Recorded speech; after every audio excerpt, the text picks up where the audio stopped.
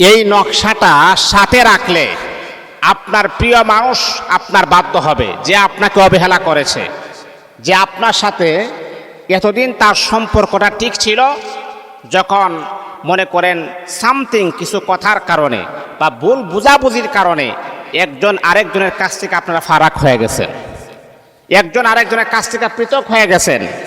যেই মানুষটা আপনাকে প্রতিনিয়ত স্মরণ করতো, আপনাকে প্রত্যেক দিন না হইলেও 3-4 ঘন্টা আপনার সাথে কথা বলতো, আজকে 1 সপ্তাহ হয়ে গেছে সে আপনাকে কোনো ফোনই দেয় না, সে আপনার সাথে কোনো কথাই বলে না। এই মানুষটাকে আপনি বারবার আপনার স্মরণ হয়। রাতের বেলা আপনি যখন ঘুমান, ঘুমের ঘরে ওই মানুষটাকে আপনি স্বপ্নে দেখেন। কারণ কেন দেখেন? যাকে আপনি এতটা ভালোবাসেন, যাকে আপনি এতটা মিস করেন, যাকে আপনি এতটা মোহাব্বত করেন, কারণ আপনি যখন সম্পর্ক করেছেন, আপনি যখন ভালোবাসছেন, আপনার নিয়তটা বড় সহি ছিল যে তাকে আমি হালালভাবে পেতে চাই, তাকে আমি আমার জীবন সাথী বানাতে চাই। সেই নিয়ত আপনার ছিল, আপনার নিয়তের মাঝে কোনো চলনাময় কোনো ভাব ছিল না। আর ওই মানুষটা যদি আপনার কাছ থেকে দূরে চলে যায়, তাহলে এই মানুষটাকে কিভাবে আপনি আপন করে পাবেন? কিভাবে তার সাথে আপনার মোহাব্বতের একটা সম্পর্ক হয়, যাতে করে সে আপনাকে জীবন সাথী হিসাবে গ্রহণ করে নেই? সেই জন্য আমি আপনাকে বলবো, এই যে নকশাটা আছে, ডিসক্রিপশনে আমি দিয়ে দিব নকশাটা। এই নকশাটা খুবই কার্যকারী নকশা। এটা যদি আপনি সাথে রাখতে পারেন, ইনশাআল্লাহ আপনার অবাধ্য প্রিয় মানুষ আল্লাহ পাকের যদি অশেষ মেহেরবানি হয়, ইনশাআল্লাহ তার অন্তরের ভিতর আপনার প্রতি এক প্রকারের মায়া, মোহাব্বত, ভালোবাসা কাজ করা শুরু করবে। এটা হলো বশ করার বা বাধ্য করার নকশা। আবার হ্যাঁ, আমি আপনাদেরকে বলি, অনেক সময় আছে আপনারা অনেকে বলেন যে হুজুর, নকশা যদি কাজ না হয় বা এটা নিলে তো কিছু বেনিফিট লাগে বা টাকা পয়সা খরচ হয়। কারণ বশ করার নকশাগুলা নিলে কিন্তু টাকা পয়সা খরচ হবে, আপনার কম হোক আর বেশ হোক কিছু টাকা পয়সা আপনার খরচ হবে। কারণ এছাড়া যদি আপনি একেবারে ফ্রিতে নেন, আপনার কোনো কাজও হবে না। তাই সম্মানিত হাজিরিন, অনেক সময় দেখা যায় স্বামী স্ত্রীর মাঝে অমিল, স্বামী বিদেশ যাওয়ার পরে স্ত্রীর প্রতি আর কোনো তার টান নাই, কোনো খোঁজ খবর নাই। ছেলে মেয়ে আছে, তাদের যে একটা ভরণ পোষণ দেওয়ান সেটা পর্যন্ত সে খোঁজ খবর নেই না। তাহলে আপনার স্বামী তার অন্তরের ভিতরে আপনার প্রতি মায়া, মোহাব্বত, ভালোবাসা জাগ্রত করার জন্যে এই নকশাটার কোনো বিকল্প নাই, সেটা আপনি ব্যবহার করবেন ইনশাআল্লাহ। আমি আবারও বলছি, শুনেন, কথাগুলা দিলের কান লাগায় শুনেন। এই নকশার কোনো উপকার নাই, কাজ করার মালিক হচ্ছে আল্লাহ পাক রব্বুল আলামিন। এই নকশাটা হচ্ছে উসিলা। যেমন করে আমাদের যখন জ্বর হয়, সর্দি হয়, ঠান্ডা হয়, কাশি হয় বা বিভিন্ন রোগে যখন আমরা আক্রান্ত হই, তখন আমরা কি করি? আমরা ওষুধ সেবন করি, মেডিসিন ইউজ করি। মেডিসিনের কোনো ক্ষমতা নাই, ক্ষমতা হচ্ছে আল্লাহ পাক রব্বুল আলামিন। আর মেডিসিন হলো উসিলা। অনেক সময় আছে যে মেডিসিন খাওয়ার পরও রোগী সুস্থ হয় না, আস্তে আস্তে তিলে তিলে রোগীটা মারা যায়। তে অনেকে আছে যদি এই রকমটা পরিকল্পনা করেন যে নকশাই সব, এটাই পারবে, আমি আপনাকে বলবো আপনার মতে এইরকম লোক নকশা নেওয়ার কোনো প্রয়োজন নাই। আল্লাহর উপরে পরিপূর্ণ আস্থা রাখতে হবে, আল্লাহর উপরে পরিপূর্ণ বিশ্বাস রাখতে হবে যে আমার আল্লাহই সব সম্ভব, আমার আল্লাহর কাছেই সব সম্ভব। অসম্ভবকে সম্ভব করার মালিক হচ্ছে আল্লাহ পাক রব্বুল আলামিন।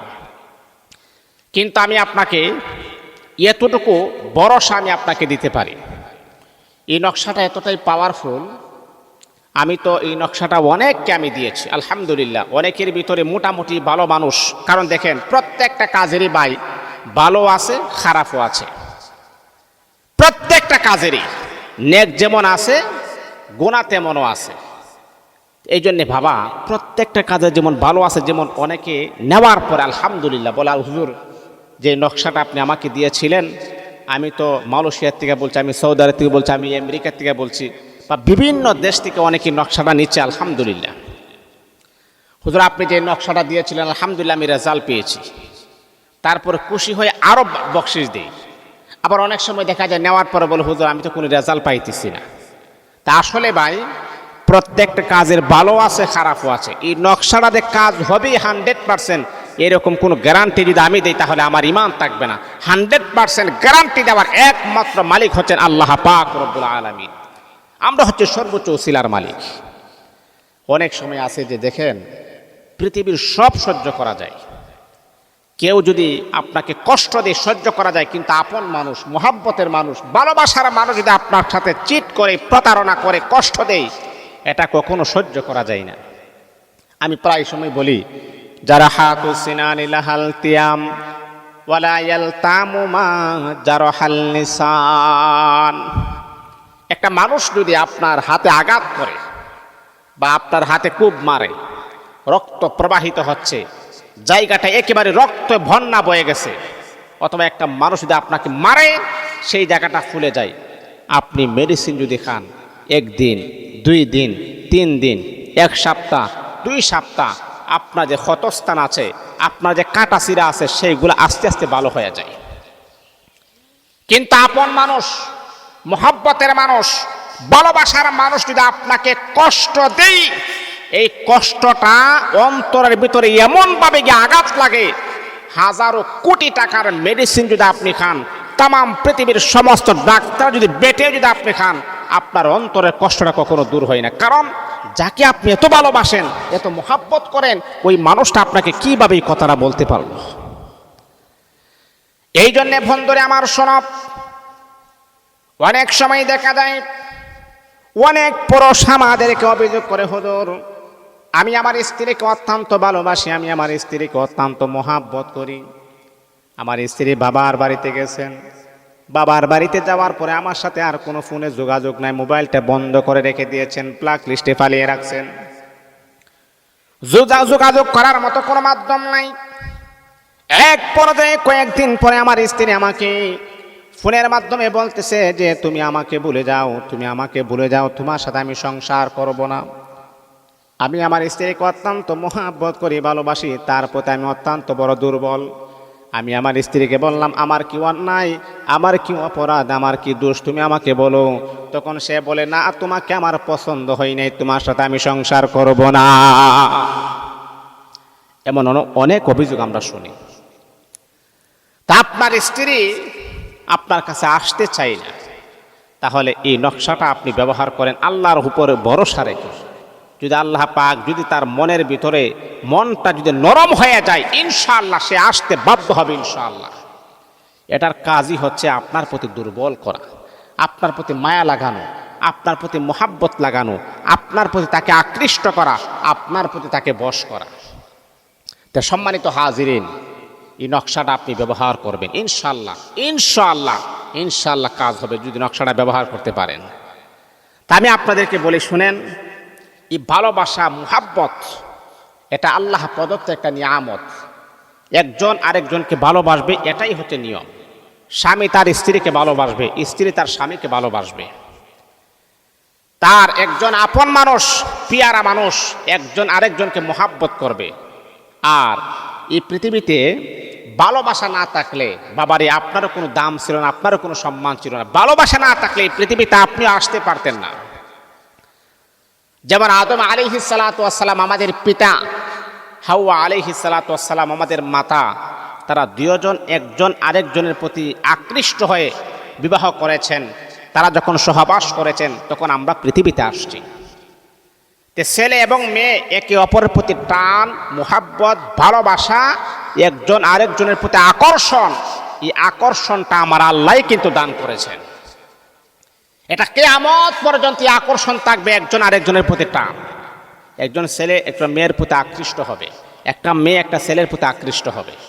এটাই স্বাভাবিক, এটাই স্বাভাবিক। এই জন্য আমি বলবো, দেখেন অনেক সময় আছে, অনেক মেয়েদের কষ্ট শুনে আমার অবাক লাগে। গত কয়েকদিন আগে একটা মেয়ে ঢাকাতে থাকে, উনি রিলেশন করে বিবাহ করেছে। তো বিবাহ করার পরে 6 মাস খুবই ভালো ছিল। তা স্বামীটা একটু ফালতু টাইপের, তো সে তার স্ত্রীকে বলেছেন যে তুমি তো আমার স্ত্রী। 6 মাস বলতে সংসার ভালো ছিল, 6 মাস। তারপরে এই আস্তে আস্তে মায়া মোহাব্বত ভালোবাসা একটু কম। তারপরে 6 বছর হয়ে গেছে এমন। তাদের ছেলে সন্তানও আছে, মেয়ে সন্তানও আছে। একটা ছেলে মনে হয় একটা মেয়ে হবে এরকম। মেয়েটার বয়স এই তো আপনার 6 থেকে 7 বছর হবে, ছেলেটা একেবারে শিশু। মেয়েটা বলতেছেন যে হুজুর, কান্তাসি আর বলতেছে, হুজুর আমার স্বামী আমাকে বলতেছে তোমার বাড়ি যে সম্পদ আছে এইগুলো আমরা বেচে আমরা ঢাকা চলে আসি, ঢাকা আমরা বাড়া থাকবো, ইনশাল্লাহ আমাদের সংসার চলবে সুন্দর। আমি আমার স্বামীর কথা শুনে আমার সম্পদ, সমস্ত সম্পদ বেচে আমার স্বামীর হাতে আমি 15 লক্ষ টাকা দিলাম। এই টাকাটা পেয়ে আমার স্বামী 1 সপ্তাহের ভিতরে আমাকে রেখে, আমার সন্তানগুলা রেখে সে বাড়িতে চলে গেছে। আমার আর কোনো খোঁজ খবর নেই না। আমি জিজ্ঞাসা করলাম আপনার স্বামী বাড়ি চিনেন না? না হুজুর আমি তো চিনি না, সম্পর্ক করে বিবাহ করেছি 6 বছর হয়ে গেছে। তাকে আমি বললাম যে তোমার বাড়ি আমাকে দেখাও, তো বাড়ি দেখার কিসের প্রয়োজন? হুজুর এখন আমি কি করব? হুজুর আমি ঘর ভাড়া কেমনে দিব? আমার 2টা সন্তান আছে, এদেরকে কে দিবে? তা আমি বললাম কেমনে কি করেন? হুজুর আমি ঘরটাকে তালা দিয়ে আমার মেয়েটা এবং ছেলেটাকে ঘরের ভিতরে রেখে, আমার 6 বছর 7 বছরের মেয়েটা যতটুকু পারে রেখে দিয়ে আমি গার্মেন্টসে আমি কাজ করি। অনেক সময় দেখা যায় তাদের চিল্লা চিল্লি কান্না। তাহলে এই মেয়েটার এই কথা শুনে আমার চোখ দেয়া পানি পড়তেছে। আসলে আমি এইরকম কষ্টের কথা আর জীবনে কোনোদিন শুনি নাই। ওই সমস্ত পুরুষদেরকে আমি বলি, বাবা আপনি যে আপনার স্ত্রীকে কষ্ট দিয়েছেন, যদি তাকে আপনি ছেড়ে দিতেন, বিবাহ বা সন্তান আদি হওয়ার আগে যদি আপনি তাকে ছেড়ে দিতেন, এক ছিল। কিন্তু এখন আপনার 2টা সন্তান আছে, এই যে তাদেরকে আপনি কষ্ট দিচ্ছেন, আপনার স্ত্রীকে আপনি কষ্ট দিচ্ছেন, আল্লাহর কসম কে বলি, 30 পারা কোরআনের কসম কে বলি, দুনিয়া তো আপনি শান্তি পাবেন না, পরকালে আপনি কখনো মুক্তির ব্যবস্থা আপনার হবে না। এই কষ্টটা আপনি দিচ্ছেন, তিলে তিলে তিলে তিলে তাকে আপনি কষ্ট দিচ্ছেন। এটা কখনো করা যাবে না। একজন মুমিন এই কাজ কখনো করতে পারে না। ওই মহিলাটা আমার কাছে আবদার করেছে যে কি করা যায়। তখন আমি তাকে একটা নকশা দিলাম। আলহামদুলিল্লাহ কয়েকদিন পর আমাকে ফোন দিয়েছেন, বলতেছে হুজুর আলহামদুলিল্লাহ আমি এখন হ্যাপি আছি, খুশি আছি। যাই হোক, যে আসলেই যে এই নকশাটাই যে সব কাজের মূল, এটা নিয়ে এই সিদ্ধান্ত নিয়ে কখনো নকশা নেবেন না। এটা ভালো হতে পারে, খারাপও হতে পারে। এটার গুণাগুণ অতি তাড়াতাড়ি পাইতে পারেন, আবার পরও পাইতে পারেন। এই বিশ্বাস নিয়ে, এই ধারণা নিয়ে আপনি নিবেন, ইনশাআল্লাহ আল্লাহ পাকের অশেষ মেহেরবানিতে যে আপনাদের বাঙ্গা সংসারও জোড়া লাগানোর আল্লাহ পাক জোড়া লাগাই দিবেন ইনশাআল্লাহ। আল্লাহ আমাদের সবাইকে বোঝার আমল করার জন্য তৌফিক দান।